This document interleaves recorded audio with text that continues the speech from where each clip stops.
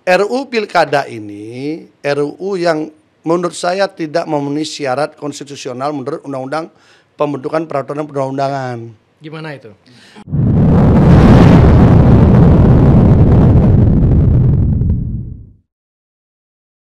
Om Swastiastu. Om Swastiastu. GPS, welcome. Iya. Is back. Sudah makelo, tidak pernah nongol. Terakhir Pak GPS, saya baca kemarin di statusnya di Facebook, kayaknya agak kecewa dengan keputusan yang Apa tuh? PDI baru nih. Mau pamit. Sebelum kita bicara politik lokal di Ya. Bali, kita kulik-kulik dikit dulu Pak. Ya. Situasi politik di nasional gitu. Iya, Kan iya. diawali dengan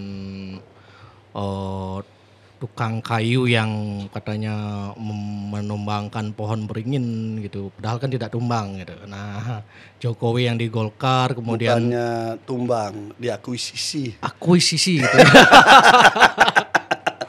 Nah, terus ada putusan MK mengenai ambang batas pilkada, kemudian adanya demo kemarin. Terus dari perspektif netizen kan menyayangkan kenapa yang putusan baru hari ini besoknya sudah bisa diselesaikan oleh DPR dalam 7 jam, sementara undang-undang perampasan aset begitu lama gitu. Nah, Pak Pasek sebagai mantan orang yang pernah duduk di DPR, gimana melihat fenomena itu ya, dari fenomena politik, peristiwa politik yang ada sekarang?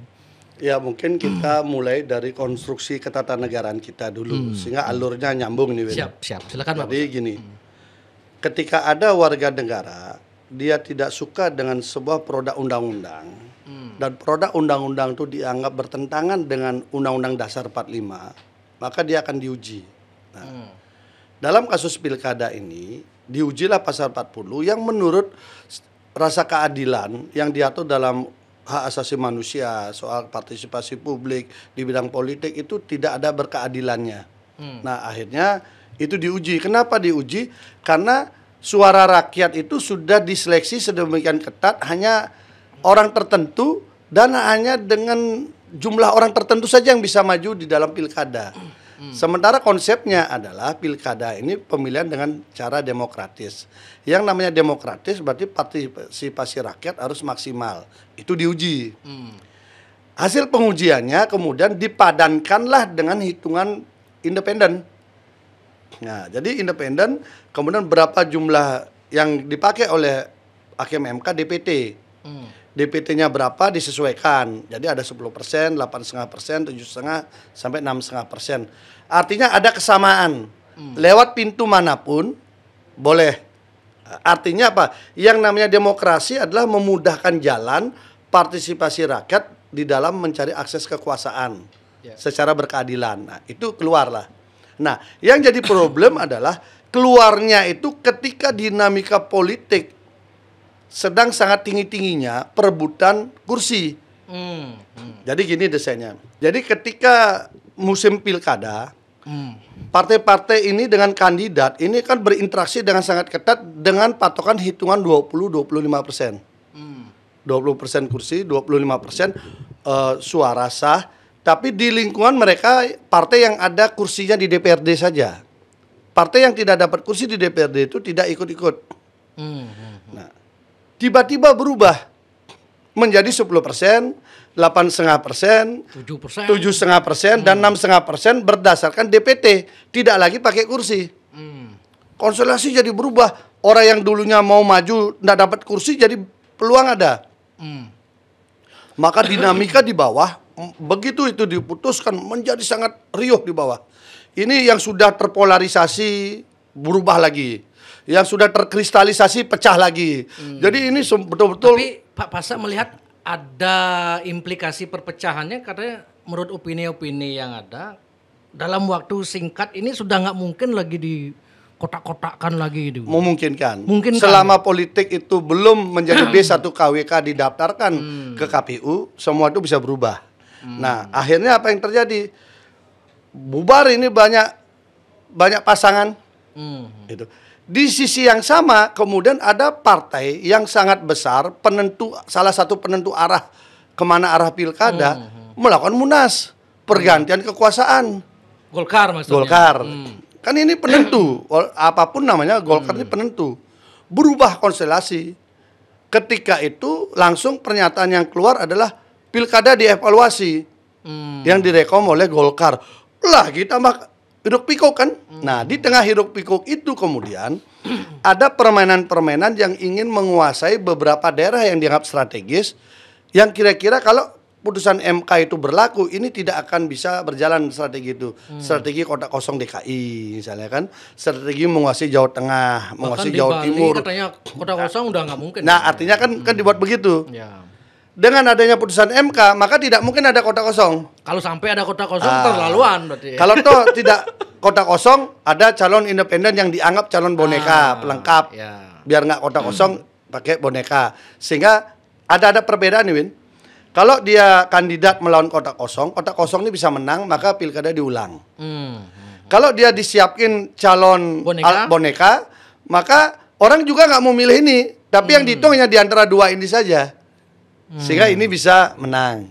Nah, sehingga itu yang terjadi. Nah sekarang dengan adanya putusan MK ini, yang dulunya tidak bisa mengusung jadi bisa mengusung. Figur yang dulunya sangat kuat untuk bisa bertarung nggak bisa dapat kendaraan jadi dapat kendaraan. Kan konstelasi berubah semua. Nah, ketika ini konstelasi berubah semua di tempat figur yang banyak maka itu berpengaruh. Tapi di tempat figur yang krisis nggak ada pengaruh kayak Bali misalnya. Bali salah satunya ya. Oke. Bali ini kalau didesain bisa 4, bahkan kalau bagus ngaturnya bisa 5 mungkin. Bisa 5. Ya gitulah. Tapi kan calonnya nggak ada. Calonnya nggak ada. Saya ngobrol sama Pak Sugawa Kori, wih nggak bisa Pak Erwin tetap ini karena kita figur nggak ada di Bali gitu. Iya, karena kan dulu mungkin ada orang-orang yang ingin maju, dia sudah berhitung nggak mungkin lah. PDIP udah ambil sekian persen, ini sudah ambil sekian, wah udah nggak bisa, nggak ada harapan. Nah makanya putusan MK ini disebut kemenangan bagi demokrasi karena membuka harapan ke depannya. Ini untuk ke depan ya, ke depannya banyak anak-anak kita, mereka yang ingin mengabdi di kepemimpinan tuh sudah ada alternatif banyak. Partai yang nggak dapat kursi pun bisa dia pakai selain independen. Maka nanti daripada independen, mending dia pakai partai-partai ini, karena tidak usah diverifikasi lagi, suara sah itu udah dihitung gitu. Nah itulah kondisi yang terjadi. Nah di tengah hiruk pikuk ini ada gerakan di parlemen. Kan hari ini putusan MK, hari ini juga keluar surat undangan besoknya rapat di Balek. Oke, rapat di Balek membahas RUU Pilkada. RUU Pilkada ini kemudian mencoba menafsirkan dari putusan 60, putusan 70 dan juga putusan yang Mahkamah Agung. Ada 2 isu besar situ. Satu soal syarat pendaftaran, satu soal usia kandidat calon yang boleh mendaftar. Muncullah skenario di dalam Balek itu yang MA dipakai untuk usia, yang dari MK dipakai setengah. Nah, ini muncul permasalahan yang istilah saya anggap itu kejahatan konstitusional. Kenapa disebut kejahatan konstitusional? Karena konstitusi kita dicoba diakalin untuk diubah sedemikian rupa sehingga untuk demi sebuah kekuasaan itu nggak fair. Yang maksudnya yang 30 tahun dilantik. Ya itu salah satunya kan. Itu salah satunya. Itu ada 2. Putusan Mahkamah Agung menafsirkan peraturan KPU terhadap undang-undang. Karena Mahkamah Agung nih judicial review di bawah undang-undang itu Mahkamah Agung punya. Okay. Bahwa hitungan usia adalah usia ketika pelantikan. MK menafsirkan usia dimaksud, usia minimal itu adalah waktu pendaftaran. Ditetapkan. Oh ya, MK di pendaftaran. Nah, waktu pendaftaran kapan ditetapkan sebagai peserta? Kebalik, Pak? Bukannya MK? Nah, bukan. Mahkamah Agungnya yang terakhir ya. Jadi ini hitungannya ada selisih 4-5 bulan. Dari proses ini. Ini dibaca bahwa ini aturan MA ini sekedar untuk memuluskan salah satu orang lah gitu.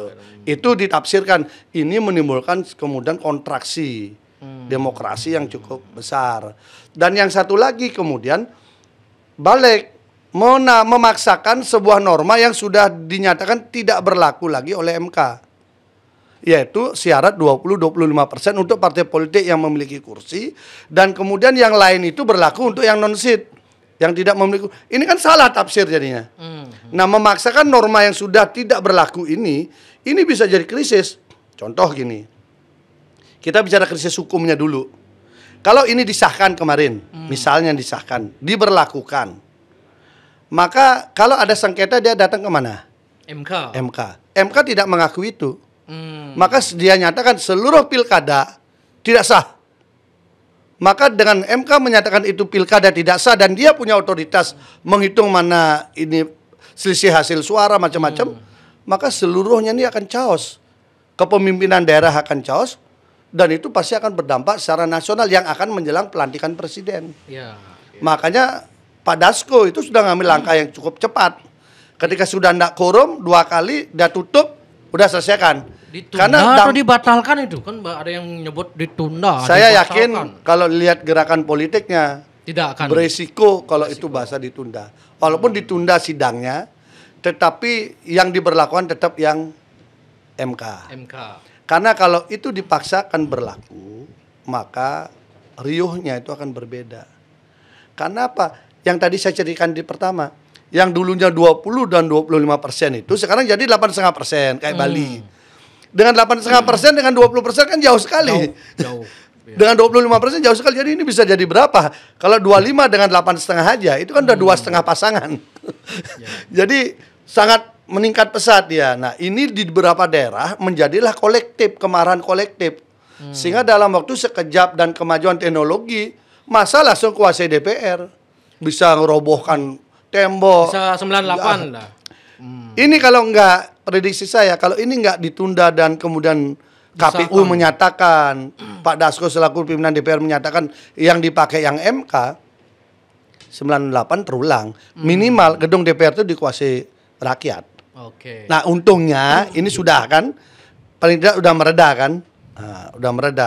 Sekarang kita lihat pelaksanaannya nanti di lapangan bagaimana. Tapi KPU kemarin saya lihat sudah mengambil posisi mengikuti putusan MK. Ya memang konstitusi kita gitu. Jadi kalau kita nggak suka MK, bubarkan MK. Caranya apa? Amandemen.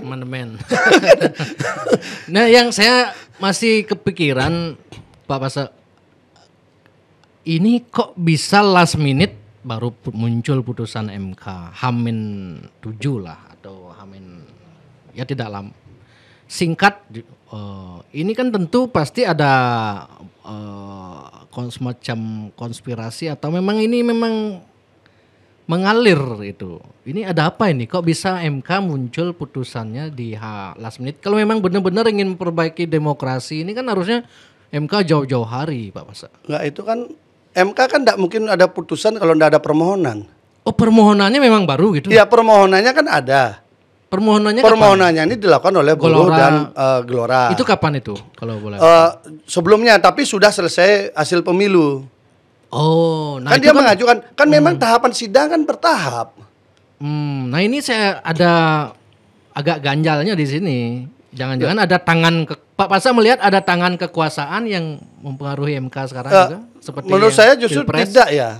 Menurut saya justru tidak. Ya, menurut saya justru tidak. Nggak, maksudnya opininya kan biar kesannya Jokowi itu dulu kan dianggap ya karena mahkamah keluarga. Paman Usman. Sekarang Jokowi ingin membalikkan itu gitu. Oh, enggak, saya kira justru ini saya kira ini di luar ranah Jokowi. Ini murni partai yang tidak punya kursi di DPRD ingin mengusung. Dengan asumsi suara sah rakyat dihargai dong. Siapapun dia, partai manapun dia, duduk tidak duduk itu kan hitungan BPP alokasi kursi. Tapi kalau kita berhitung orang persyaratan mestinya sama. Nah, itu. Makanya kenapa diputus MK pada saat itu, misalnya di beberapa hari menjelang penutupan pendaftaran, ya karena siklus tahapan sidangnya memang dari pemohonnya begitu. Kita misalnya mau sekarang ngajukan permohonan, nanti kan permohonan tuh diperiksa dulu, perlengkapan dulu, nanti ada 3 hakim dulu memeriksa apa kekurangannya. Ini kita sidang terus seminggu, nanti mudah 2 minggu, terus begitu sampai kemudian kesimpulan Putusan dikabulkan ditolak itu nanti. Nah, kapan dikabulkan ditolak memang itu ranahnya MK. Makanya kadang-kadang MK tuh langsung bikin putusan banyak. Sekian permohonan, 5 permohonan langsung diputuskan. Kadang 10 permohonan. Bisa saja juga karena masih ada sidang hasil pemilu kemarin. Kan banyak sengketa tuh. Hasil pemilu kemarin banyak sengketa, menyelesaikan itu dulu, baru kemudian ini, kan bisa. Jadi kebetulan saja dan memang momentumnya memang cukup menarik jadinya. Kaitannya dengan PKPU, misalnya KPU katanya berhak untuk peraturan KPU ini. KPU berhak membuat peraturan KPU berdasarkan undang-undang dan putusan MK. Oh, berdasarkan undang-undang putusan MK. Undang-undang dan putusan MK. Itu dia harus pakai. Tapi kan harus ada. Makanya PKPU berubah sekarang. Harus ada tanda tangan ketua KPU atau presiden? Iya, KPU aja. Dia hanya konsultasi ke DPR bersama pemerintah di Komisi 2 biasanya. Nah, yang saya soroti adalah kasus di DPR. Nah, ini untuk publik juga mengetahui memang RUU Pilkada ini RUU yang menurut saya tidak memenuhi syarat konstitusional menurut Undang-Undang Pembentukan Peraturan Perundang-undangan. Gimana itu? Karena sebuah undang-undang dia akan dibahas sampai disahkan jadi undang-undang itu ada tahapannya. Disebut dalam prolegnas. Oke. Dalam prolegnas disebutkan bahwa RUU Pilkada akan dimasukkan. Nah, masuklah dia. Biasanya bisa 160, bisa 200 RUU disiapkan dalam 5 tahun gitu ya. Setiap tahun disiapkan prolegnas prioritas. Oh, ada prioritasnya gitu. Prolegnas prioritas. Masuk dulu ke prolegnas prioritas.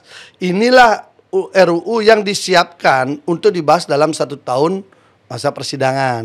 Ya. RUU Pilkada ini enggak ada di situ. Enggak ada di RUU itu, enggak ada. Itu yang data yang saya lihat. Tetapi dia memang betul masuk di prolegnas bukan masuk di prolegnas prioritas. Prolegnas masuk. Dia tidak bisa ini langsung loncat begitu. Karena ini kan pasal-pasal ini kan harus diikuti oleh pembuat undang-undang. Karena ini adalah undang-undang tentang pembentukan peraturan perundang-undangan. Jadi bagaimana kita membuat undang-undang itulah aturannya gitu loh. Ya. Nah, itu yang tidak dijalankan sehingga apa yang dilakukan balik DPR RI menurut saya itu keliru. Kalau boleh dikatakan salah, kelihatan sekali beragenda dan cara pembahasannya, waktu pembahasannya itu juga sudah keliru. Dan publik sudah mulai membaca. Partisipasi publik juga nggak ada. Undang-undang yang baik adalah dia harus ada RDPU, harus ada RDPU.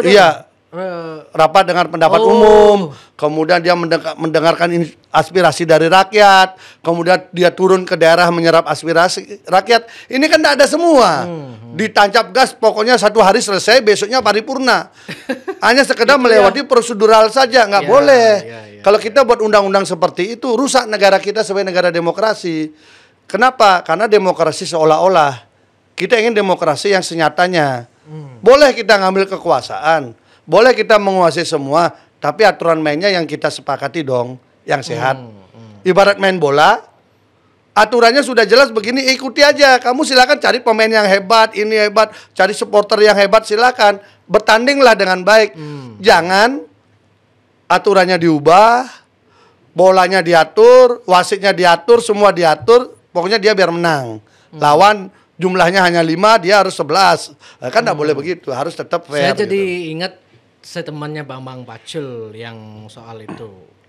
Pokoknya kita jangan sama kita ini. Sama Korea. Urusannya sama ketum-ketum itu. Kalau kita mah ngikut ketum semua. Jadi kalau mau memperbaiki keadaan harusnya kan yang di demo bukan anggota DPR atau gedung DPR-nya, substansinya. Tapi harusnya ketum-ketum aja itu demo. Masa Bapak kan ketumnya dulu ya. Jadi gini, kalau kita lihat, kembali lagi, undang-undang yang baik adalah undang-undang yang diproses dengan cara yang baik. Undang-undang yang diproses dengan cara tidak baik, itu pasti undang-undang yang tidak baik. Dan undang-undang itu mengikat seluruh rakyat, sehingga wajar rakyat langsung bereaksi. Jadi ini kecepatannya, MK keluarkan, balik cepet-cepetan, rakyat juga cepet-cepetan juga. Nah, akhirnya begitu dibaca seperti itu, partai politik pada berpikir semua. Kenapa? Kalau itu sampai dipaksakan, prediksi saya, chaos. Pilkada akan chaos, pemilihan presiden, pelantikan presiden akan bermasalah. Karena negara tidak stabil. Makanya apa yang dilakukan oleh Dasko itu sudah jalan tengah. Oke, jadwal dihormati hasil bamus DPR, sidang dibuka, tidak quorum. Kenapa tidak quorum? Partai-partai ini juga sudah berpikir juga dia. Kalau dia full datang di situ, dia akan dihukum rakyat. Oh iya. Wah ini kamu partai aja, mereka datang dikit-dikit semua, akhirnya tidak quorum kan. 2 kali dipanggil nggak quorum, ya sudah, sidang ditunda. Nah sedang ditunda, KPU kan harus berjalan, maka yang tetap berlaku adalah MK. Karena putusan MK itu aturan yang baru, dia tidak mesti harus jadi undang-undang dulu. Ketika dia sudah dinormakan oleh MK, dinyatakan diketok saat itu juga sudah berlaku. Jadi dia disamakan dengan hasil pembahasan undang-undang yang sudah didaftarkan di Berita Negara. Ini perubahan rezimnya. Sehingga harus mau nggak mau itu dipakai. Maka KPU memakailah putusan MK. Kalau KPU tidak mau menggunakan putusan MK, KPU-nya akan diserbu sama rakyat. Ya. Karena jangan main-main dengan pilkada. Pilkada ini kepentingannya banyak sekali orang yang nanti berkumpul dengan kekecewaan yang sama. Ini kalau mengkristal kan bahaya, menjadi kekuatan besar. Belum lagi residu kekecewaan pilpres, numpang di situ lagi kan, wah kacau. Betul. Ini harus dipikirkan kita untuk negara kita ya. Undang-undang yang dibuat dengan cara dan proses tidak benar, maka undang-undang itu pasti bermasalah.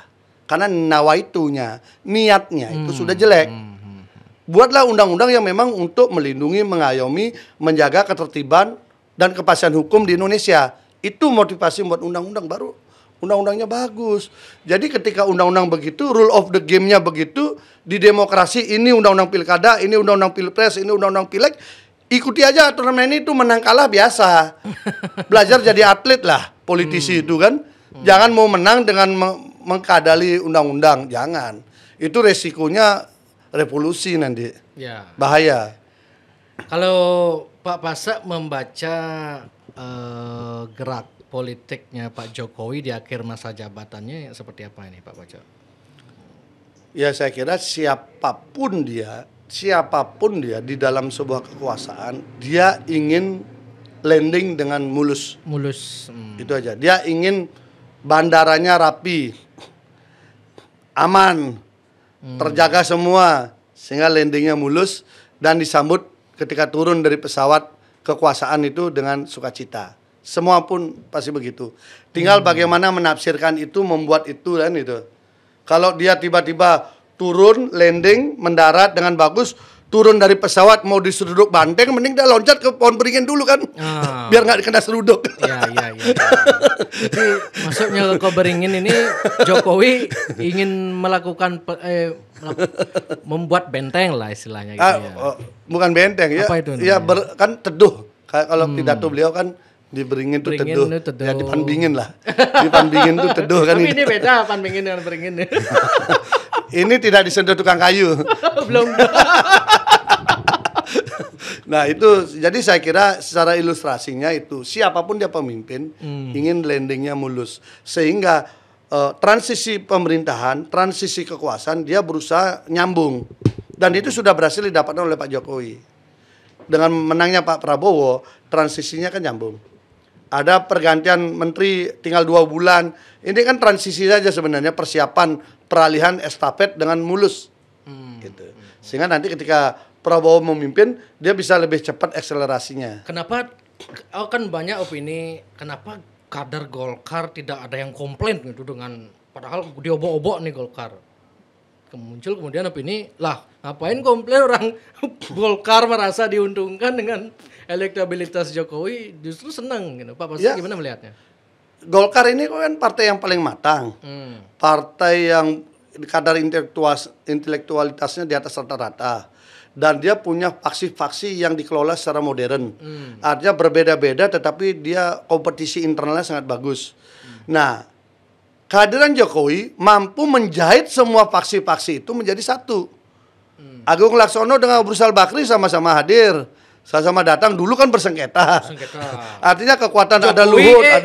Bahlil dan Luhut bisa hadir. Pokoknya semua dalam posisi yang ini. Nah, penjahitnya yang hebat. Penjahitnya sebelumnya belum baju kuning, tapi kemarin kan sudah baju kuning. Dalam hati mungkin saya bilang, kalau gue nggak ada Pak Jokowi, gue nggak datang ke sini. Gitu mungkin gitu.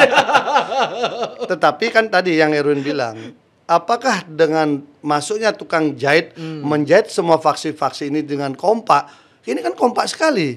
Bandingkan ketika zaman Akbar Tanjung jadi ketua umum. Kan kompetisinya kan ketat sekali calon ketua umum itu kan. Baik waktu masih banyak calon walaupun dengan JK di Bali. Kan ketat lah. Betul. Nah ini kan enggak. Aklamasi 514 DPD tingkat 2, 38 provinsi, utuh semua ke Bahlil. Lah, kalau dalam posisi itu berarti kan memang kemampuan tukang jahitnya yang sangat hebat. Dan mungkin kader Golkar pun membaca, mumpung lagi tidak cocok dengan di sebelah, ini kita jadikan kekuatan. Karena kan kekuatan elektoral. Iya, betul. Suka nggak suka, Golkar mau tidak mau, Jokowi itu memiliki potensi elektoral yang sangat tinggi. Sangat tinggi. Bahkan kalau dipikir kalau Jokowi dia maksimal ada di Golkar, ilmunya Jokowi ini bisa dipakai untuk mengembalikan kejayaan Golkar. Ini kan dihitung betul sama orang-orang Golkar. Betul. Itu yang menyebabkan Pak Airlangga mundur dengan... Iya, menghitung waktu kan. Dia menghitung kan harusnya Desember. Desember kan tinggal lagi berapa bulan. Kalau orang hitung Desember tinggal lagi berapa bulan. Tapi kalau orang berhitung permainan pilkada, pileg, pilpres dan sebagainya, maka ini harus memang lebih awal.